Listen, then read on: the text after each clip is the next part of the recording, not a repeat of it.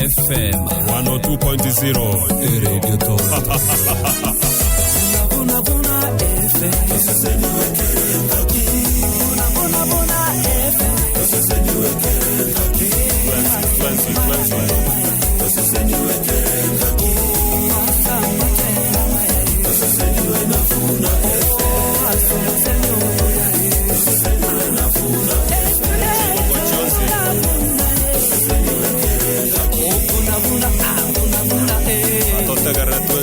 FM.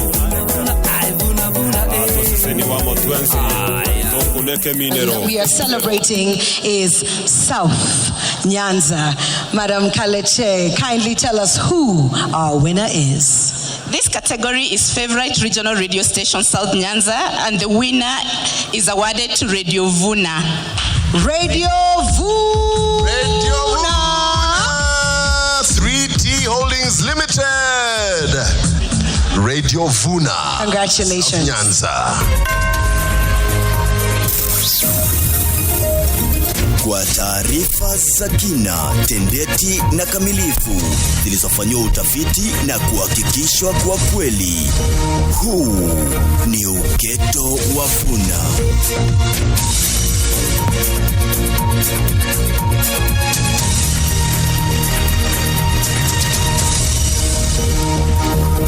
Watumishi wa umma kuongezewa mishahara kuanzia kesho, Rais Ruto adokeza.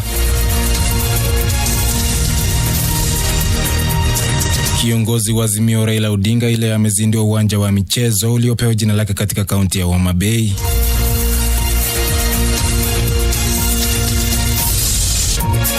Na majaji walalamikia uhaba wa majaji katika kushughulikia kesi mahakamani.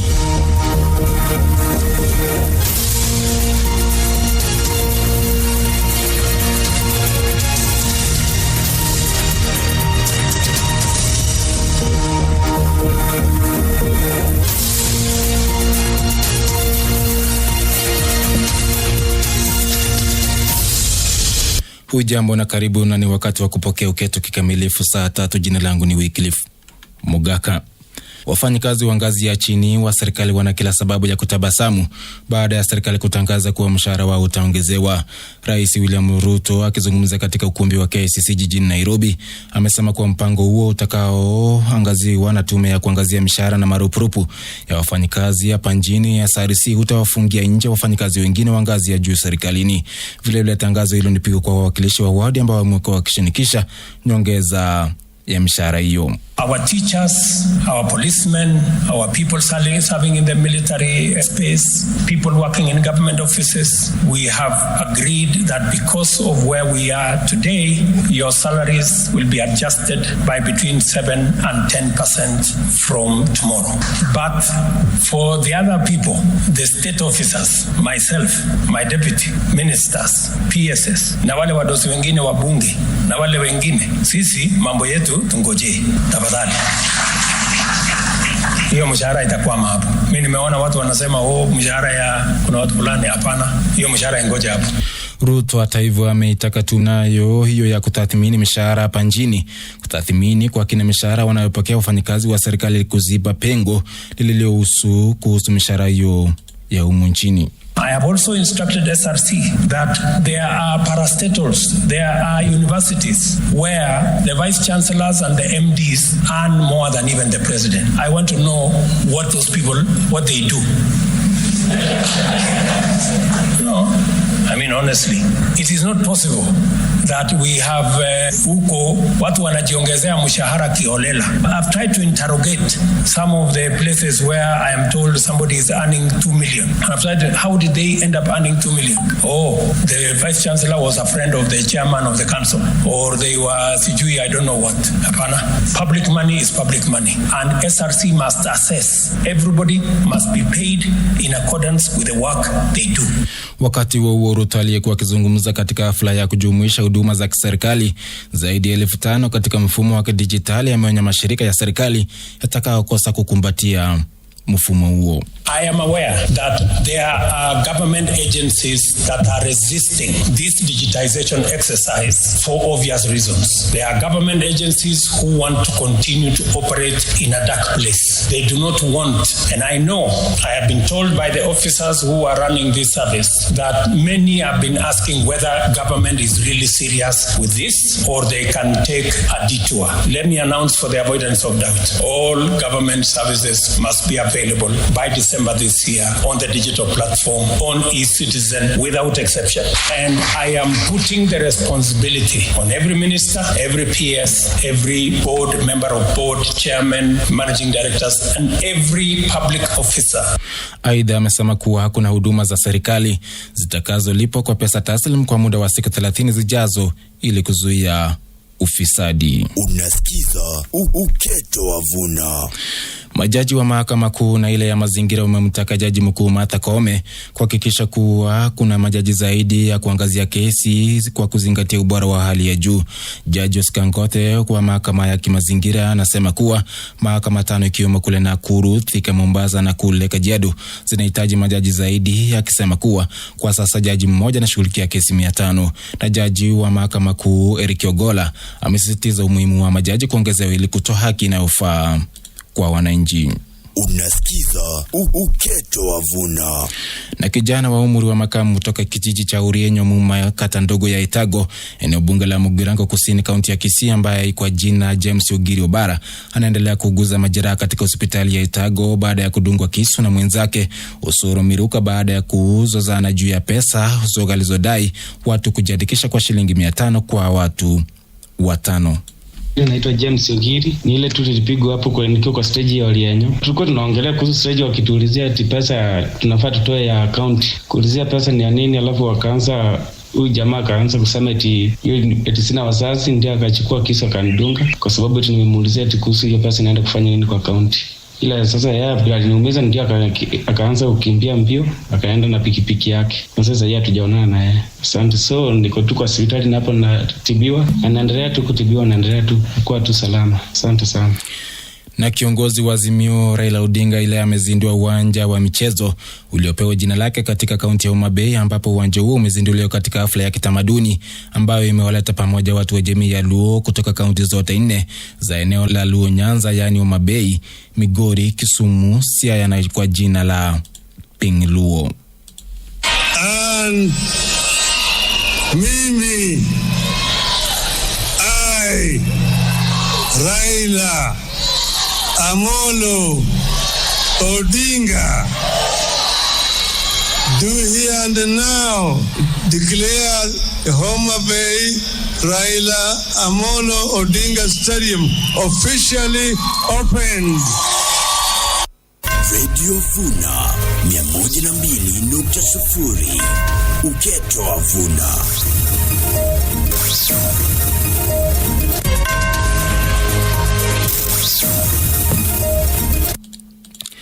Na uhaba wa mgao wa fedha za kaunti umetajwa kwa changamoto kuu katika azima ya kufanikisha mfumo wa ugatuzi nchini. Mwenyekiti wa baraza la magavana nchini Anne Waiguru amesema kuwa baadhi ya huduma nchini zilizogatuliwa kama afya na kilimo huathirika zaidi kwa sababu ya uhaba wa fedha. Waiguru ambaye alikuwa akizungumza mjini Nairobi wakati wa kutathmini miaka 10 ya ugatuzi nchini, amehimiza serikali ya kitaifa kuhakikisha fedha za kaunti zimeongezwa maradufu ili kutekeleza majukumu yaliyogatuliwa. Would want a lot more resources given to the counties. We understand where the country was when we came in and why the current allocation is. But now going forward, we will hope that we will get adequate resources that will follow the actual functions to enable the counties to be able to carry out the functions that have been given to them. And we are working very hard to demonstrate that counties are really doing a good job. Gavana huyo wa Kirinyaga vile amehofia kutoelewa kuhusu lengo la ugatuzi ulimwenguni mwa wadau katika sekta hiyo, akisema kuwa kuna tishia tatizo mfumo huo kwa muda sasa. I think certain institutions, for example, are reluctant to understand the reason why we devolved. We did not devolve devolution for individuals. We did not devolve it. So certain institutions, like sometimes the unions of healthcare professionals, would not understand that, and they keep trying to claw back the health function back to the national government. And I think it's about time that we had a sitting and understand the reason why this was devolved in the first.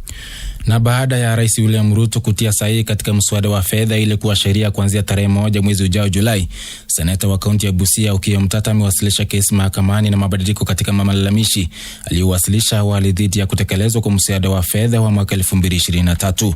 Kulingana na Mtata, anasema kuwa serikali ikupea bunge la seneti muda unaofaa ili kupitia mswada huo, hasa katika suala la ujenzi wa nyumba za bei ya chini, suala ambalo lilistahili kushughulikiwa na bunge zote mbili. There are many provisions which concern county governments, including the contentious housing issue, but they were not taken to the Senate. And in evidence, I produced a letter from the Speaker of the Senate to the Speaker of the National Assembly complaining as to how the Senate had been sidelined in the process, yet there were issues like even housing concerned the Senate. The budget did not have the revenue estimates. It only had expenditure estimates. Yet the Constitution at Article 221 requires that the estimates of revenue and estimates of expenditure must be clearly spelled out. So there are very, very many procedural infractions. In this country now, anybody with a payslip, he is an enemy. So, and the payslip is being depleted each and every day. So what we are telling the President and the National Assembly, please increase our salary. Sasa tuangazia habari za kimataifa ndani ya Uketo wa Vuna.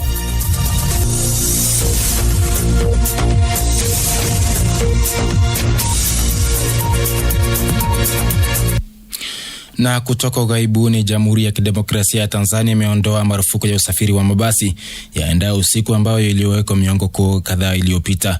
Serikali inasema kwa mabadiliko hayo yamekuja baada ya kuzingatia maoni ya wadau wa sekta ya usafiri pamoja na uboreshaji wa miundo mbinu na usalama.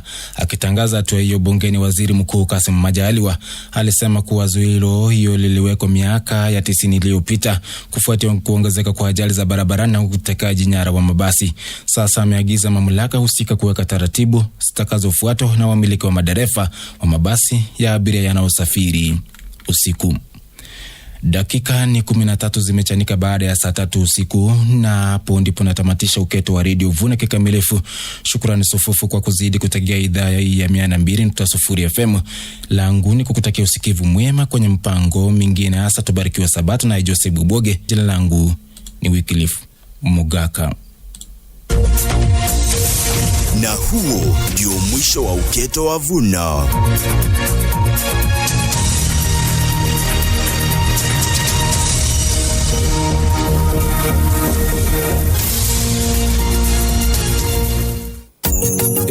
Vuna FM. Vuna Vuna FM. Vuna Vuna FM. Ase bibinde bia. Vuna FM. Asamatera mayai. 102.0. Asamaranga mayai. Sese niwe kerenaki. Abararia baya. Novo semi ujana mangana maya. 102.0 FM. Vuna FM. Tona eke minero.